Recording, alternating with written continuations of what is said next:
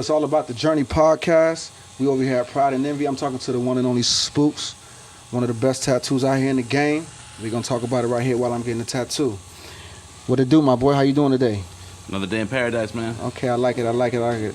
So we're going to get right into it, man. We're going to talk about your journey, man. You know, business, family, all that other stuff, other ventures and all that. So let's start off with where you from. I'm from Jamaica Queens, New York. Okay. I've been out here in Kissimmee for about 15, 16 years already. Okay, then. When you say you started tattooing out there in Jamaica Queens, what age would you say you started? I was like 22, 23 years old. But I actually got my start out in the village, out in Greenwich Village. Okay. And I started out there, was there for like 2 years, and I moved out here to Kissimmee. I really did my thing here in Kissimmee. That's where I got my name out, and I kind of blew up. Okay then. What when you started doing tattoos out there in New York, what you started getting into? Like what age would you say? How'd you start doing? Were you doing them at the crib? Did you work for somebody? How'd that start? Well, I mean, in the beginning, I started out like just tattooing in the hood, just grabbing like anybody around, anybody I could tattoo, I would just tattoo them. You would just tattoo them in the hood? Yeah, I would just grab anybody. I didn't care who it was. For the low numbers, for all. What was you charging back then when you first got started? Man, some people I was doing for free, some for tips, and then I just started charging like, yo, give me $100. Give me $100 just so I can get the picture. Because the thing to me, the picture was worth more than the tattoo, than the money. You know what I'm saying? Like I really wanted them to like see what I could do. That was more important to me than making money right away. Damn. Because I knew the picture would bring me more money later in the long run. So you were just worrying about your work. I wanted to get my skills up. You want to do as many tattoos, get the work up and all that. Yeah, I want to level up quick. When was the first time you did a tattoo? What age? When I got my first tattoo, you mean? Like when you did your first tattoo? Oh, I was like 22. You know. When you did your first one, when did you get your first one? Shit, I think it was like 20 years old. So 20. So okay, you got your first one. I got mine kind of late because my whole family was against it and shit like that, and you call 20 late? I mean, I don't know. People move out right at that time and be doing it around that age. But anyways, so when you started learning how to do tattoos, what was your method? Like, how'd you start learning? I mean, how'd you get the gun in your hand, man? How'd you start? Well, I always knew how to draw, so as far back as I can remember, I always drew, and I used to pretty much make all my friends' tattoo designs. Right. So I would do the drawing, they would go get it tattooed, and they would always ask me like, "Yo, you should just learn. And I kept like turning it down. I had like 3 different opportunities to learn how to tattoo them, and I turned all 3 down. Who was trying to get you to tattoo? Man, I was 14 years old, man. It was my older freshman in high school, and I drew a design, and they took me to this biker, and this biker was like, "Yo, come, I'll teach you how to tattoo. I'm making all this money off of your designs." So what turned me off about him was that he was like, "Yo, you can practice on me." He's like, "I'll practice on you." And I'm like, "Yo, I'm fucking 14 years old, man." I was like, "Hell nah, I'm good." So I turned it down. So somebody tried to tattoo you at 14? Yeah. Wow. So I turned it down. It left a bad taste in my mouth. And I didn't want to have nothing to do with tattooing. Then when I was a senior in high school, there was this one kid that was just marking everybody. And he wasn't that great of an artist. He could draw, but he couldn't draw that great. Right. And the same thing, I would do drawings for people, and then he would be tattooing them. And he was just scratching people up, you know what I'm saying? And then one day he walked up to me. He's like, "Yo, you're such a better artist than me. Why don't you just buy this shit off me? Like, I sell you all my equipment for $100. $100? You got all your first bit of, well... Yeah, but the thing is, like, I didn't know shit about tattooing, and apparently neither did he. So, like, I didn't want to, like, get into it and just fuck everybody up, you know? Because there was one point I started seeing him do tattoos with, like, a real tattoo machine, but he was using, like, sewing needles attached to it. Right. And I was like, yeah, I can't do that to people. Like, so I turned that one down. What year was that? 97. 97? Y'all had Sony, you said Sony what? A what? You said y'all had Sony cords tied up to what? How was he tattooing people? Oh, sewing needles. Sewing needles. Yeah, he had it rigged up, so it was a real tattoo needle, but the tip was gone, and he replaced it with a sewing needle. So he was tattooing people in school with sewing needles? Yeah, like from school. Yeah, he would like go to their house, their garage, and whatever, and just mark them all up. That's so everybody was getting these tattoos, and then since he didn't know what the fuck he was doing either, people were getting tattoos, and like letters would disappear. They would get like Old English, and like 2 letters would be totally gone because it wasn't done right. That's crazy. So who would you say inspired you to really take on that venture? I know you said you bought all that stuff, but who's saying, "Yo, you need to really do this"? My best friend, my best friend Brian, he passed away a long time ago, but it was with him. We went to the village, before I was tattooing, and he wanted me to take him somewhere to get a tattoo, and he was like, he was a hustler, so he was like, yo, just take me there. Like, I'll get my tattoo and I'll pay for your tattoo. So I'm like, all right, cool. So we went to the village, and when the guy was there, he picked out his design. He already knew what he wanted, and I was trying to tell them what I wanted, and the artist couldn't figure it out. So I took the pencil from his hand and was like, nah, man, like this, and I started drawing it. Another artist walked in, and he was like, yo, do you ever think about being a tattoo artist? And I was like, yeah, nah, it's not for me. But my best friend overheard me, and he kept fucking pushing me over and over again. So finally, he was like, yo, I know that's going to be your career path, so if you do it, I'll buy all your equipment. And like a week later, I had another job. I had a 9-to-5 job making good money, but I was hot-headed, so I quit my job without a plan B. So then I went back to the shop and was like, yo, so tell me more about this tattooing stuff. And this one guy helped me out dramatically, and he's the one that put me on. So he just gave me all the pointers I needed to get into tattooing. Man, that's good, man. That's fire. So you said you started out 2 years, and then you came down to Kissimmee, Florida. Yep. What year was that? 2005. You came out here you came out here in 2005. How many shops you had to work at? What was your path when you got down here? How'd you got down here? Who told you to say I'm leaving New York and I'm coming to Florida? So I had a daughter that lived out in Florida, and I was trying to get back to her, but she lived out like by Daytona, that area, and it was like, there wasn't like really good shops out there for me at the time, right, that I would want to work at. So I was actually gonna move to Jacksonville. I was looking at spots out there, and I came out here with my boy to see one of his boys that was a tattoo artist, and he happened to work at Tiger Tattoos. Who's your boy? Shout out to Joe Wipes. Joe Wipes, Joey, okay, Tattoo Joey. Shout out to Joey. But he's the one when I went to go visit them, they were looking at my drawings, not even my tattoo portfolio, but my drawings, and my sketchbook fell out, and I had a portrait that I was working on, and happened to be that Rob G walked by and just saw my book when it fell, and he was like... And Rob G's the owner, so we're going to get to him in a second. So Rob G's the owner. Your scrapbook falls out. It was my sketchbook, and it happened to open up directly on a portrait that I was drawing. And when he saw it, he stopped that in his tracks, looked at it, and he was like, yo, you a tattooist? I'm like, yeah.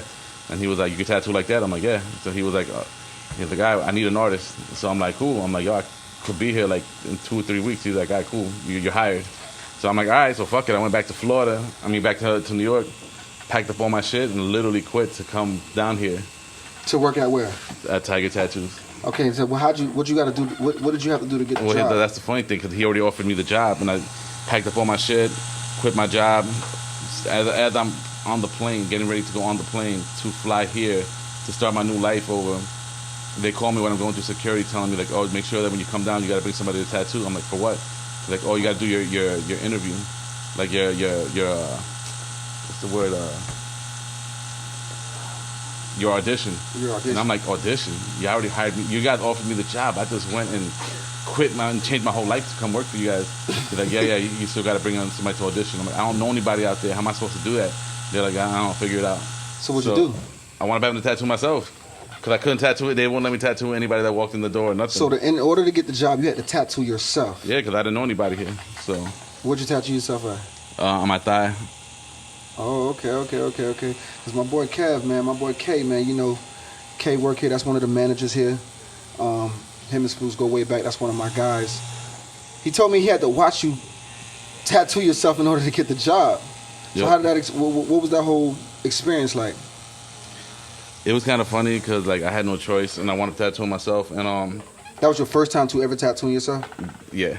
No, actually, it was my second time. The very first time I ever tattooed myself was I wanted to know what it was like to get tattooed, right. If my hand was heavy or not. So I tattooed myself back in the day. So I just didn't realize that spot of the leg hurt so much. So it kind of sucked because I was really stressed out with doing the tattoo. Then I'm hurting myself and whatever. Like I don't advise people to tattoo themselves. What's that pain like, man? You tattooing yourself? It's crazy because you're trying not to go too deep and hurt yourself too bad, but then you don't want to be there stuck forever trying to be too light and have to go over the spot. So you just got to find that compromise that doesn't hurt so bad. So but what happened? That's how I met Kato that day. We just got really cool that day. So Kate was working at the shop and he had to watch you tattoo yourself. So I'm there for tattooing for 4 hours, and I saw Rob one time. And whatever, so when I got done with the tattoo, I'm like, all right, cool, I'm done. I'm like, yo, where's Rob? So I can show him the tattoo, let him know I'm finished. They're like, yo, Rob left like 2 hours ago. I'm like, what? And he's like, yeah, he said you got the job. I'm like, so I've been here for 4 hours tattooing myself to try to impress him, and I don't have to do none of that shit. He's like, no, you got the job. So you had to tattoo yourself and you still got the job. I got the job, but I'm just saying, like, he hired me like in the first like hour. You know what I'm saying? Like, I'm there like killing myself. Wow. Okay, so let's talk about Rob G. Let's get into so your boy introduced you to Rob G. You got the job. How you and him kick things off? He's cool, man. He's there's never going to be another Rob G. He's a very distinct character, you know. What made him different? He had a lot of love and he had a lot of aggression. I can't really explain it like that. You know what I'm saying? Like he loved everybody and he showed it, but he also like, you know what I'm saying? He was a tough character. You know what I'm saying? You couldn't, no slight disrespect happened to him without him letting you know that he was disrespected. Right. So Rob G was a loud cat. Yeah, definitely. What was those times like working at Tiger Tattoos though? I loved it, man. Those days were like tattooing at a club. Like it was just literally music always playing. You know, it's so different now, man. Because tattoo industry now is so like, I don't want to say commercialized, but it's just so different. You know, like back in the day, tattoo shops were like the trap house, and today everything is like a dispensary. So it's like the whole vibe is different. You know. Back in the day, shit got rowdy, shit got crazy. My first month there was a shootout. So outside the shop? In the shop. In the shop? There was a shootout in the shop? Yeah. What the hell happened in the shop? All right, so back in the day, like I said, it used to be like a club. So it wasn't like how now you have 10 artists and they're all working there and nobody wants to wait. You know what I'm saying? Back then, there was 3 artists. You would walk in, you want to get tattooed, I can do you in like 4 hours. So you would hang out for 4 hours. And you're there drinking, you're there playing pool, the music is blaring like a club. So on a typical Friday night, we probably had like 30 people in there, all hanging out, chilling like a club. And one dude's tattooing this one guy who happened to be, this other guy walks in, and that dude was a hustler who owed the other guy money, and they've been looking for him. So the other dude makes a phone call to let him know, yo, that guy we've been looking for is here. So when the guy's there chilling, he's there with his family, with a group of people and whatever. The other squad, they roll up. And they're like, so they press him outside. The dude had a fat Cuban link, super long, you know. So the guy was like, all right, well, you owe us this much money. What you do? He's like, yo, I'm gonna give it to you. Trust me, I'm gonna give it to you. Don't even worry about it. So the guy was like, all right, so for collateral, we want your chain. And the guy was like, nah, my chain, nah, you ain't gonna get it. So they were like, all right, if you don't get it, and they all pulled out. And then he started to run. So as he was running, they just opened fire. In the shop. He started in front of the door and he ran into the shop. So as the shots were going in, it was from the front of the shop into the shop because they were shooting it up. But it's crazy because there was no broken glass. Like he got shot while the door was open, and he got split in the top of his head in the lobby. Whoa! But he didn't like die because it's funny because he got shot and it grazed him for like 4 inches, and his whole meat is hanging out. But he was alive, walking like nothing, and we wasn't even bleeding like that. It was just split completely off. I never saw nothing like that. It was nothing like the movies or nothing. So it was wild over there. How long were you at Tiger Tattoos? For 5 years. 5 years. Then what year you left? 2013. 13. Then that's when you started. 2012. That's when you started Pride and Envy. No, I'm sorry. 2009. 2013 is when I opened up another studio. Okay. 2009 is when we left, and that's because he had passed away. Oh, okay. And then we stayed for a little while. We tried to make everything work, but there was a lot of internal conflicts. We decided, me and my former partner Legion, decided to just get together, and we opened up our own studio at the time called Fallen Sparrow. Shout out to Fallen Sparrow and Legion. Shout out to Fallen Sparrow, Legion. We probably got to get you on there too one time. How long y'all was over there at Fallen Sparrow? Well, he's still there. I sold my part of Fallen Sparrow to him, but so y'all went in together for Fallen Sparrow when y'all left Tiger Tattoos? Yeah, and we were together and we rocked until 2013. It was like around the time when I decided to like when we split. Do your own thing, pretty much. Yeah, I mean, it was nothing bad, and like that, we had no bad blood. It's just we started having different visions, and we wanted to go different directions with the studios. Okay, then. So then after you left Fallen Sparrow, you was over here. You was thinking about Pride and Envy. That was your next thing. Yeah. What year did that start? 2013. 2013. So now you finally officially doing your own thing. How you got to go about that? Like, what was your first shot? Well, what do you mean? Like, you said you started Pride and Envy. Yeah. After you left Fallen Sparrow, what was when you started in that year? What was the location of that first shop that you started at? Well, we still have that shop. It's over in Kissimmee. It's 3133 Billbeck Boulevard. Okay, and, Osceola Parkway over it's there. right there, man, by that Walmart. It's still there pumping. You know what I'm saying? It still got the nice little wraps. Okay, it's still a local favorite. So now you starting your own shop. How is it doing it by yourself now? Now you got all the money's on you. How'd you get the startup money? I'm pretty sure you had some ownership of the other one. So how'd you get that thing started for you? I sold my part of Fallen Sparrow, and with that, I had enough capital. You know, it was already a deal we had worked out, and so the studio wasn't even an issue because that studio was going to be with originally Fallen Sparrow 2. You know what I'm saying? So I just wanted to keep it in, and we did some financial stuff, and you know, I got to have that shop, you know, with a pretty clean slate, and it was cool at first. It's just I got into this to be my own boss. You know what I'm saying? To like tattoo the way I want to tattoo and whatever. I don't really like being the boss. You know what I'm saying? I don't like that shit because I want to be an artist. I want to be in the trenches having fun with everybody. I don't really want to worry about money and, you know, this person beefing with that person and, you know, that shit. So I had a lot of stress with it that I didn't like, and I even at one point contemplated just doing a private studio for myself. And then that's when my manager at the time, you know, offered to become a partner, which was Dave Oldschool, who was like my brother from a different mother. Dave Oldschool, what's up, my that's boy? That's my A1, you know. So he came in, he bought into it, and ever since then we just been a perfect team. So you left that situation, got a new partner. How much did y'all have to put up to get the new shop rolling? This one right here, or the first one on the first shop one. I don't have an exact number because there was a lot of like bartering, a lot of trading. Of course. Well, you just give us something roughly. It don't have to be nothing like because you know you got tattoo artists that want to start their own shop one day. They probably want to look at this interview and be like, "Yo." If I were to ballpark, it would probably be about 80,000 to put into that first studio. 80 grand of getting into that first studio. Because you want to do shit right. I mean, you can do shit cheap, but if you're gonna have cheap furniture and cheap everything, like, you know, like. You might as well be in a flea market. If you want to make your studio nice, you want to have it appeal to everybody. You know, one of the things that me and my former partner both agreed on, we don't want to make a tattoo shop that looks like a tattoo shop. And I can honestly say we're like one of the first pioneers of having a studio that looked like a spa, that had a different vibe to it. Mm-hmm. And I take a lot of pride in that because now you see everybody's trying to do that. But back then, nobody did that shit. Your tattoo shop looked like it was like a biker shop. You know what I'm saying? It looked, you know, Flash was everywhere. All the artwork was everywhere. That was one of the first custom studios around here that had no artwork on the walls. It was everything was made by us for them.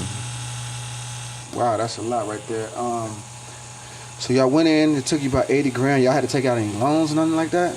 That's why it's so hard because we did bartering, we did loans, we did so much bartering. Like, I'll tattoo you for this service. I'll tattoo you for this service. I'll tattoo you. There was a lot of that going on. So how long you had to do that? In the beginning, you sell yourself out, bro. You do what you got to do. You know what I'm saying? So you basically doing tattoos just to get the capital. Yeah, you know, because remember we were just two young guys trying to make this shit happen. Right. So y'all get Pride and Envy Shop 1. Is there anybody working there or just you? Oh, I did. By that time, I was talking about Fallen Sparrow, but as far as like Pride and Envy, by that point, I was already like I already built it. I built it the way I wanted. I built it. You know what I'm saying? I had nothing to worry about. You know, the shop already ran like a well-oiled machine, and you know, with my new partner, we just all we did. I just want to always put money back into the studio. We always want to make the studio up to date. We want to make it look nice. We want to make sure that when you walk into it, you brag to other people like, "Yo, this is one of the nicest studios I've been in." Yeah, man, that's good to know. So Shop 1, how long was y'all over there before y'all even started Shop 2? 4 years. How many? Shop 1, y'all was over there for about. You was working over there full time before you came over here to Shop 2? Yeah. What's the memories you got over there? There's a lot of fun shit. It's just a dope spot. A lot of people. It's just, you know, everybody becomes family. You know. Yeah. You try to keep it like that. You want your artists just kind of staying there, make it a family. What's your whole take on how you pick your artists? Well, see, back in the day, it was definitely the whole family vibe. I think the bigger we get, it's so hard to make that happen now, and I can't force it anymore. You know what I'm saying? Like, as much as I love people that I work with and whatever, I can't make everybody like everybody, and that's where it sucks because the bigger your family gets, the more it kind of starts becoming a business, because I can't make everybody want to be on the same level, Yeah, that's the tricky part when you're trying to manage that part. So, anyways, so now you've been what years this in tattooing? You would say? I'm gonna say that one more time. How many years you been doing this tattooing thing? 17. 17 years, and you had just worked at all those shops in New York, and now you got your second shop. What year did you open the second shop? 2020, 19, no 19. 2019. So this is 19 or 20, I forget, man. Because these fairly are new. fairly new, yeah. Fairly new. It was 20. Hey guys, was it 2020 we opened up the studio? 19? Yeah, 19? 2019. On Halloween of 2019. Before the pandemic, I guess. Yeah. No. Yeah, before the pandemic. What made y'all going into wanting to expand and come out here towards like the Disney area? Just opportunity, you know what I'm saying? Like, I feel like the other one was like more of like a local spot, and I'm like, all right, let me make one that's kind of like a local and a tourist spot, just to have a different like crowd, like. But I just want to do something different. And for the people that don't know where we at right now, we at Shop 2. You got the address for this spot? Forget it, hold on. 8552 Palm Parkway, right? There you go. Let me say that again one more time, smoother, hold on. Go ahead, get it out. So see. Yeah, it's 8552 Palm Parkway, Orlando, Florida. Okay, cool. Now, I know you got kids, you got family. You got a big family, man. You probably got a lot of family helping you. How was it with the kids and stuff running 2 shops? You got over 25 employees. You got managers. You got all that. How do you find time for the family? With doing tattoos all the time. I mean, it's definitely hard, but one thing, one little exception I do with this shop that a lot of shops don't do is that I allow all my artists to bring kids. Their kids can come to work with them, and this is still, it's an adult environment, but it's still a family place. You know what I'm saying? It's always going to be a family place. And my kids are growing up in the shop. You know what I'm saying? Like, they're here, they chill, they go to the office, they hang out in the lobby, they hang out in the other tattoo rooms.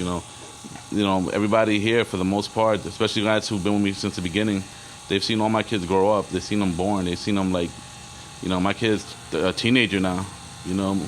My oldest daughter is 22 years old, and one of my guys that works here got a tattoo that she did on him when she was 5 years old, and she's 22. Wow. So, like, there's a lot of history with the people that are here, and they all have something. Like, my kids are growing up. Right now, one of my kids, my youngest daughter, says she wants to be a tattoo artist. I got 4. Okay. But I'm a tattoo artist, so that means my kids are probably going to be lawyers and doctors because they're going to rebel and not want to be a tattoo artist. So being around it. And if I was a lawyer or doctor, they would be a tattoo artist. So. You plan on ever passing it down to them if they want to be a tattoo artist? Yeah, but I won't force it on them. So it's like, if they choose that they don't really want to be a tattoo artist, I'll never make them. This is my dream. This is my career. It doesn't have to be theirs. But I will, though. One thing I will say, which people may not agree with, but I will pass this on to somebody, like at least my part. And if it's not my kids because they don't want it, I'll pass it on to somebody, a successor that I'm proud of. That's gonna be like my tattoo son, my tattoo daughter, and with my kids, I'd rather buy my kids out and give them money and be like, all right, cool, you want nothing to do with this anyway, so and if one of my kids wants to do this, then yeah, of course I pass it to them. You get that feeling that some of them want to do it?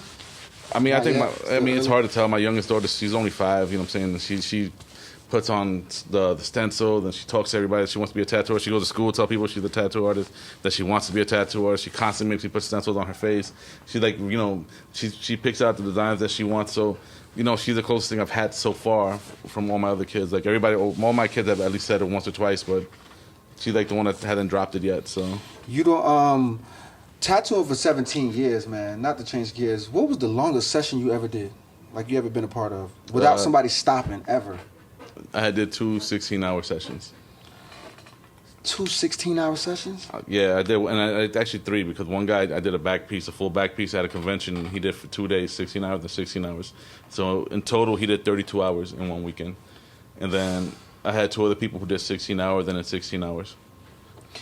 Wow, that's. If anybody got a tattoo, that's a lot of work in a short amount of time. And to get a back piece, like that's fucking brutal. That shit hurts. Wow. And he got it for 32 hours. Now you do as far as doing the tattoos. You say, what's your favorite type of tattoo to do? I like different shit, man. But I guess mostly I like doing like portraits, statue work. You know, a lot of realistic stuff. I like doing scary shit, like the dark art shit. I don't get over here. I don't really get to do it that much, but I enjoy doing it, and I like drawing cartoons. But nobody ever comes to me for that either.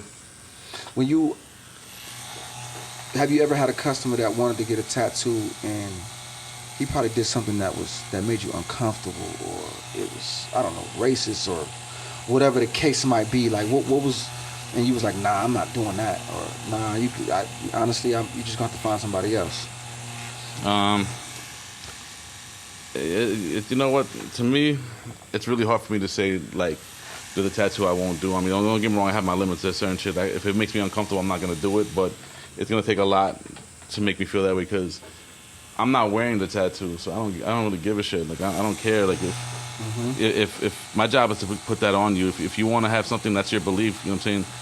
You know what I'm saying. Like if somebody wanted, like I've never had somebody come up to me with a swastika or whatever, but you know, my job isn't to be like, I can't judge you for what your belief is. It's like me telling you, right? So, I'm not gonna do a cross because I'm not religious. I don't believe in Jesus Christ. It's one of those gray areas, but that's not gonna make me feel uncomfortable. Because the same way I've had people come up to me to get rid of racist tattoos. Somebody had me cover up a swastika. Of all people, I'm like, yeah, swastika. You want me to do it? But who am I to judge? That's what you want. My job is to give the tattoo. I can't. Why would I deny? Why should I deny you to get that? It's different if it was some shit like really, really offensive, but What would you say is the hardest part about being a business owner, though, with this tattoo? I know you say you like to focus on the art and stuff, but for other, people know you could be the artist, but people know you're the boss at the end of the day. What's the toughest part about that? Having employees and stuff. I don't want to say babysitting because it's kind of like a harsh thing, but just when there's the conflicts that happen amongst artists, you know what I'm saying? Like sometimes I just want to come in, I just want a tattoo, and I don't want to deal with that stuff, But that's always gonna be there. I can't change that. Like that's always my whole entire career. There's always been people having issues with each other. Back in the day, they settled it with their fists. You know what I'm saying? So it's a lot different now because you don't get that too often. That's crazy. Just switch gears over here. We were talking about Rob G earlier. Let's get back to some of these epic stories real quick. I wanna know. I know y'all went on tour before. Yeah. Anger Management tour. I know that was with Eminem, D12, G Unit. What was those days like? Oh man, I don't remember the year, but there was that thing. This is when they were in their prime, Right. And you went with Rob G, huh? Yeah, it was dope. Yeah, because we were there hanging out. We got to do do everything like where they would eat, we would eat. We were back there. I got 50 Cent wondering who the fuck I'm in. He's in his little car driving, and I'm just there walking by myself. Literally by myself in this area that I'm not supposed to be in. He's just like looking like, who the fuck is this guy? But I got to meet a lot of the G Unit, like Tony Yayo and Lloyd Banks. You know what I'm saying? It was like really cool. It was like real dope. Backstage doing taps and all that stuff. Yeah, and that day we wound up not even tattooing because it was the last day of the show. They flew us out there to literally like we're gonna party instead. So they wanted to get tattoos, but then they ended up partying. Yeah, because it was D12 that wanted us to be there, but then it was the last show in Detroit, and they decided they wanted to party instead. So they flew us out there. I mean, I'm not mad. I got to experience the show from behind the con, like literally through the curtain, watching them perform. I can't get mad at that. But you did. Besides that situation about being a celebrity, you've done celebrities in the past. Yeah. Let's talk about that. Let's talk about who you've done in the past. What kind of celebrities you done tattooed? Like in the music industry, like anything, music, sports, anything. Probably my biggest, I would say, is Shaquille O'Neal. Shaquille O'Neal, you did Shaq. Yeah. Wow, that's crazy. What Shout out to Shaq, by the way. Shout out to Shaq, Shaquille O'Neal. What year was this? I tattooed him a couple times. He's actually a really, really dope individual, man. Who was he playing for when he was getting the tat? Was he still in the league? He was in the league, but I couldn't tell you. It was right. I mean, it was a couple years ago, right before he retired. I did it a couple times, and he even came to the shop a couple times. So it was, What'd you do on Shaq? he got a back, like a piece done on his back that I did, and wow, what the hell did I do on him? He got a couple pieces and I can't remember them. That's funny as it sounds, but I did. Crazy. Did the picture of me when I was like putting the A&D on his back after the tattoo, and it's like I'm like this, trying to like on my tippy toes, trying to rub it on his back, so how tall he was. Who else you did stuff with? Tony Sunshine. I did a portrait on his chest a long time ago of his daughter, I believe. Okay. Then Franchise Boys. Oh, you did the Franchise Boys. I heard something about Kay was telling me something about Cam. Oh yeah. I did a couple on Cam. Oh, you did a couple on Cam. Yeah, I did a you did those out here too. You did those. No, I did it here. He came out to the shop. Oh, the one over there, the shop one. I want to say it's either back when I either on Fallen Sparrow or here I Tag Your Tattoos. I can't remember which one. Okay. It was before the Pride and Envy days. Before the Pride and Envy days. Damn, how was that when you had Cameron coming in trying to get tats? I'm gonna be so honest, man. I was so surprised because you know, like I know everybody got a persona. He came in, and why did he pick you? That I don't know. All I know is somebody was like, "Yo, you're gonna be tattooing Cam today." I was like, "All right, cool." And then when he came in, you know, I'm thinking more like the loud Dipset, and he was so cool and humble and laid back, and you know what I'm saying? It was so different because I thought he was gonna be like, Killer Cam, loud and whatever, and he was just chilling, like just talking like real cool. And I was like, this guy's a really dope individual. He's not, because I met some people that they're pieces of shit. You know what I'm saying? And I'm just like, yeah, I don't really want to tattoo this person. But not him. He was cool. He was actually down to earth. Man, that's crazy. Anybody else you got in mind that you can think of off the top of your head? Deshaun Stevenson. Randy Foy from. I don't know what team. I don't watch sports, so I can't tell you what team. Yeah, no worries. Deshaun, I got cool with Deshaun because he lives out here too, and I've been tattooing him for years. He's a cool cat, man. Shout out to Deshaun, man. Stevenson, right? Yes, sir. Deshaun Stevenson. Okay, then. So, what mistakes you said you would make, man, that you regret though, man? That you, if you had to go back and be like, yo, for all my apprentices and tattoo artists, for all the young ones that's looking out there, you probably got you did a lot of bad shit, but don't do this or don't do that. If you want to open your shop up, what's some advice you got for the younger generation? I mean, chase your dreams, man. Just be careful. Don't get rock star-ish because everybody gets an ego. Everybody's going to be... My biggest advice to everybody is when you start getting... Just because your friends are telling you you're dope as fuck, don't let it get to your head because there's always somebody better. There's somebody else doing it better than you. And you're going to look really stupid when you come head-to-head with that person and you keep talking about how you're the shit and then somebody else shits on you. So... But everybody gets an ego, though. Everybody has that moment when they're like, yo, I'm fucking good. I'm so fucking good. And that's just it. Like, let your work speak for itself. If you're the shit, then people will tell everybody you're the shit. You don't got to tell it because you look foolish when you try to tell everybody you're the shit, Exactly.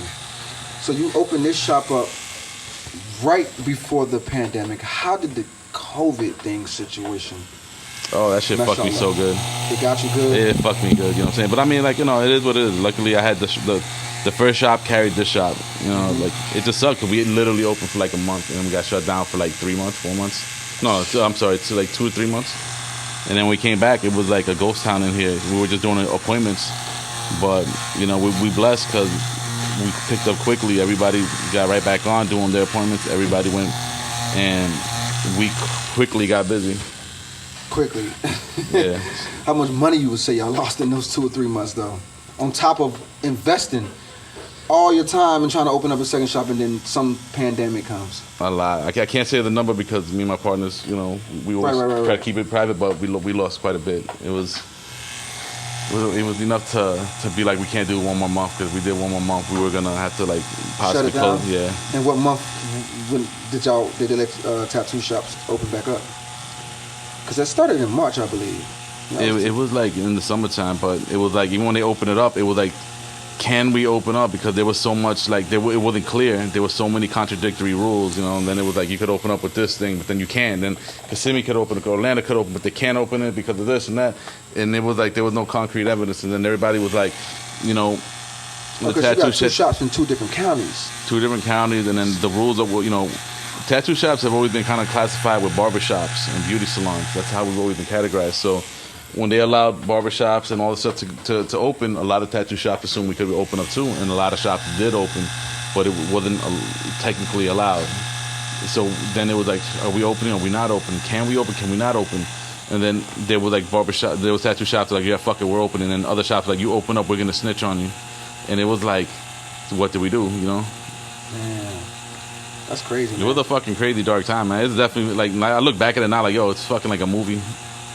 A lot of people didn't make it out of there, man. And especially y'all was just expanding right when it shut down. This plaza alone, there's like 5-6 shops that closed down in this one plaza from the pandemic. Business is closing down. Yeah. They didn't make it out. Nothing. That's crazy. The problem was, because everybody like, yo, if you don't pay your rent, they'll forgive you. You can't get evicted from it.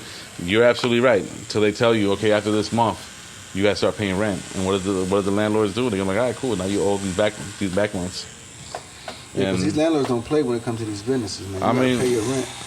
The way they said it was like, look, we got the same bills you got to pay. Whatever you was like, we got to pay what you got to pay too. So it's like if we can't escape it, you can escape it. So. Okay, then cool. And unfortunately, a lot of businesses here didn't make it. I know, man. That's the worst thing. But besides that, you have a lot of other, for being in tattooing so long, you got a lot of endorsements and stuff like that, and a lot of people you partner up with. Let's talk about some of the, some of your ventures, some of your partners. Let's talk about Hustle Butter. What's Hustle Butter? Hustle Butter, the product that it's like an aftercare cream. It's something you can use while you're tattooing. It's a great product. Shout out to Richie Bulldog. I've been with them really early on. I've known Richie since like before Hustle Butter was even around. It's a great product, man. He's a great person.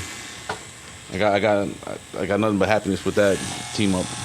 Okay, so I'm sponsored by them. I got sponsored by Hush, which is an anesthetic numbing agent, to make a lot of good like numbing cream. Shout out to Hush. They believed in me early on too. And you got Empire Inks. That's the inks you rocking out with. Yep. How'd that whole thing get together? How'd y'all link up with them? I just doing a lot of conventions and I kept seeing them on the road, and then we just got cool with each other on the road, and we kept seeing each other at conventions. And one day they were like, yo, try these inks out, tell me what you think. So I did a couple of pieces with them, and I was like, yo, this is pretty, I liked it. And I was like, I'm really impressed by the quality of the ink. And we got to a little bit talking, and they offered me a sponsorship, and I've been with them for a couple of years. And then with them, they saw me use their inks, and I kind of mixed up and did a little formula I did on the side when I used to make my own inks, like my own. We call it when you cut your ink, and instead of cutting like my ink, I was using their ink, and I was doing a little process that I did by adding white to my inks and stuff like that. And they saw me do it, and then they developed a formula called whitewash, and I got my own line ink through them. So, I mean, because a lot of tattoo artists don't get that whole sponsorship by a whole ink company. They got to go buy their own shit and stuff like that. So that's actually that you moving around. You actually got that over the years. Yeah, it was cool, man. Especially when I was at a convention out in I want to say Chicago or whatever, and we had the whole lineup of all the Empire Ink artists there. And this is like the day I met the owner of Empire Inks, and I was doing, like I said, adding white to the Empire gray wash, and I was doing a portrait, and I had a lot of people around me because it looked different, and when we got to talking, we're talking about trying to develop this one ink that would mimic that, because it kind of had like more like a silver undertone, and it took a couple of years, like maybe like 2 years in development, but then we finally perfected it, and that's it. It was my line of inks. So you got you're doing tattoo for a long time. I know you got a couple other ventures. Let's talk about the dogs, man. We know you got the Bullies, the Frenchies. Yeah, I got a family business with my brothers and my parents. Well, mostly, my parents. Hoya's Dynasty Bullies. Okay. We do Frenchie, the exotic bullies, micro bullies. How long you been in that business on the side? This is like my third year. Third year. Y'all been moving fast. How many dogs you say you got out of that whole? How many dogs we have right now? Probably, let me see. Probably like 20 dogs. 20 dogs? Yeah, probably like 20. Woo! I might have a little more.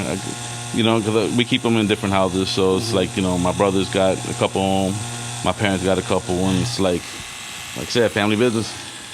I mean, hey, yeah. What's your favorite dog? My favorite breed or my favorite? Yeah, favorite breed. I should have said that. I like the micro bullies, man.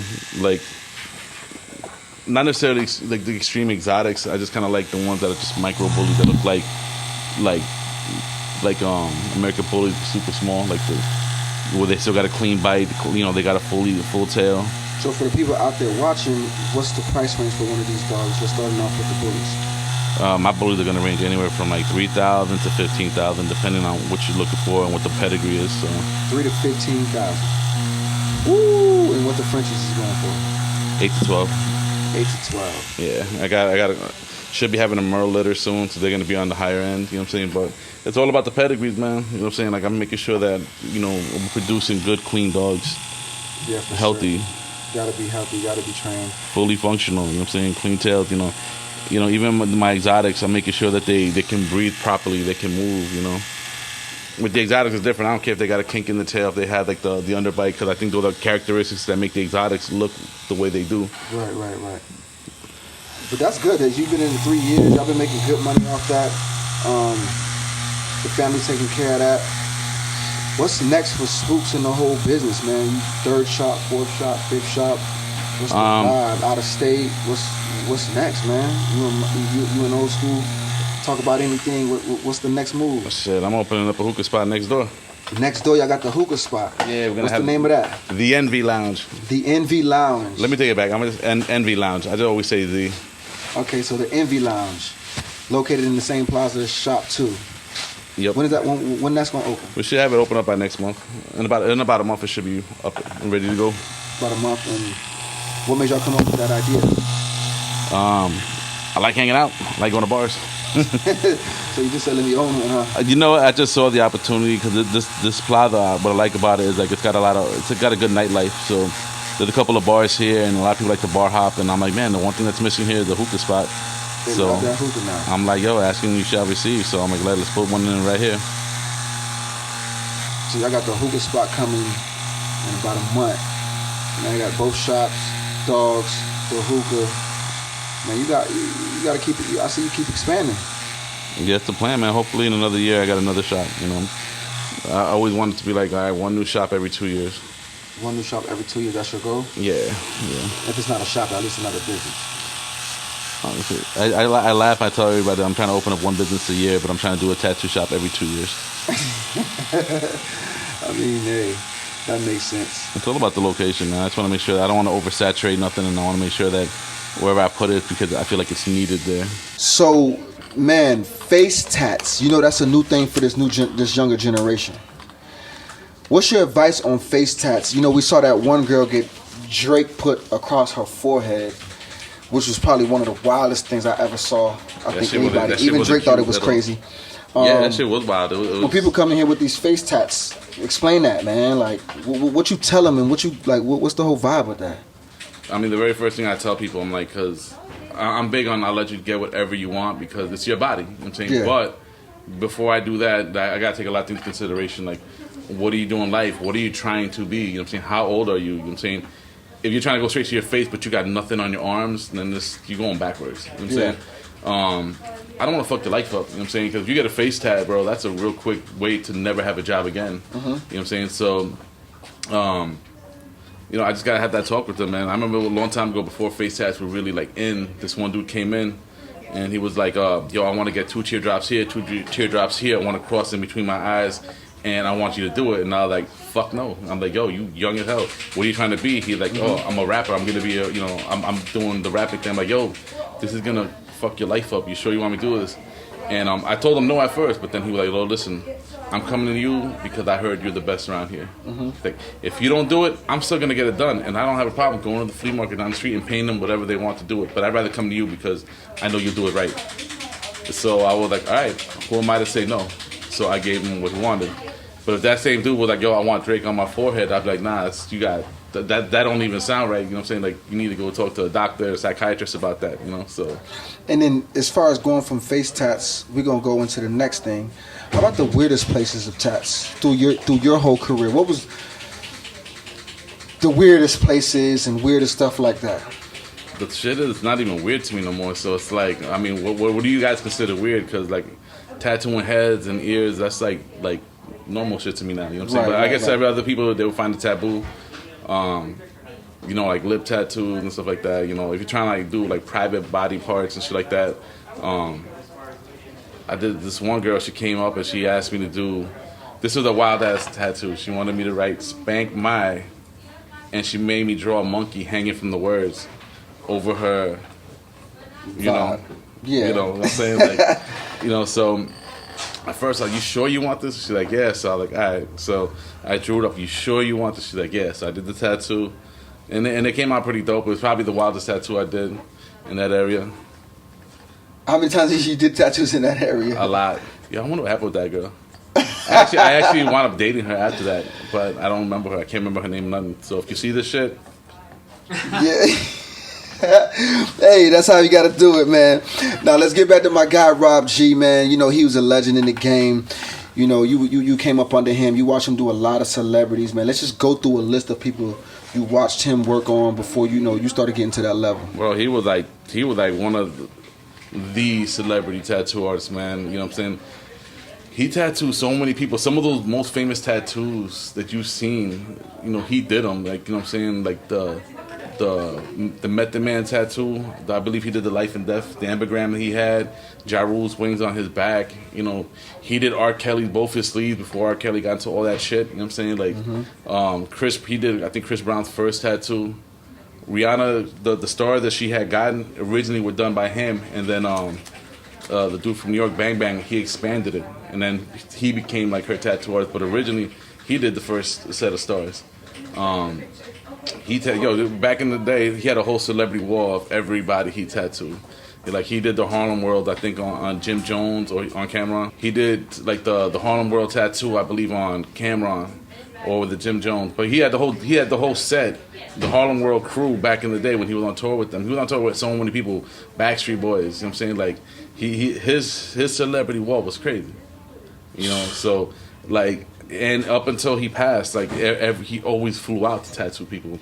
You know, a bunch of like NFL, NBA. Like, he did like Tracy McGrady. You know what I'm saying? He did Shaq. He was doing Shaq way before I got involved with Shaq. I got Shaq because Rob passed. You know what I'm saying? Wow. So like, he was the man. He was the true celebrity. Like, he was the artist to the stars. You know. Shout out to Rob G, man. Yeah, for That's sure. a real legend right there, man. Yes, sir. Man, for sure. But to end it off on a good note, man, we want you to just, you know, for the younger generation that's watching this interview, what advice you gonna give to them? Because the game's changing right now, even in tattooing. You know, there's a lot of different stuff going on. What advice you give to the younger generation? Before I give you the advice, the game has changed so much. Because when I first got into it, nobody wanted to be a tattoo artist. You kind of fell into it. It was a bunch of like, you know, hooligans, rejects, bikers. You know what I'm saying? It was a bunch of people like derelicts. We were just people who wound up getting into this, but we weren't trying to be tattoo artists. And the game changed a lot because now you got people who are really like, they're going to school for it now. They're not taking tattoo classes, but they're in school taking art classes. They're learning art theory. And, you know, they want to be tattoo artists. They know from the days in high school that this is what they want to do. So my advice to them is study the craft, because if you're a good artist, you're going to be a great tattoo artist. You know what I'm saying? Like, if you don't know how to draw, you don't know how to be an artist, you're going to be a tattooist, and they're the difference. You know what I'm saying? If you want to leave a mark on this industry, then bring something great to it. Like, study your craft. Study what you're going to do with it. Because the competition's so deep now. It's not like how it was before, where in one shop, one person was a real artist and everybody else was just like tracers. Now you got people who are trained. They're real artists. They're learning how to oil paint, watercolor, do drawings, you know, human life drawings, how to do illustrative stuff. Like, they're really training for this, and they're applying everything they learned to tattooing. So my advice is do that and just draw. Get creative. You know, learn how to use like computer graphics. You know, learn how to do like Photoshop and Procreate, because then you're gonna be ahead of the curve. And then just make sure you're doing this for the right reasons. Like, if you're doing this for money, then don't even waste your time, because if you're really about this and this is your medium that you want to study, then it's gonna treat you well. You hear that, man? All you young artists out there, inspiring artists, take care of your business too, I think, right? Yes, sir. Yeah. You know, do what you do, because it's tough out there, man, because like you said, the game changed. It's a new vibe out there, man. But Spooks, hey, listen, man, it was a great interview. You covered a lot of topics, man. I loved it. I love your work. Thank you for giving me a chance to be on your podcast, man. Thank you guys for watching the show. Shout out to Pride and Envy. Talk about your social media. Put all that out there. Let everybody know. The shops is at Pride and Envy Tattoos. Mine is at Spooks_Hoya_tattoos. I'm sure we'll write it down over here. And Tell them about the bullies, the dog page for the dogs. The bullies is Hoya's Dynasty Bullies. Same thing. I'll make sure we tag it in the bottom. We will. And yeah, that's pretty much it, man. Well, Spooks, man, it was a pleasure interviewing you. All about the journey. Pride and Envy episode. DT, shout out to that. It's a wrap. Let's get it.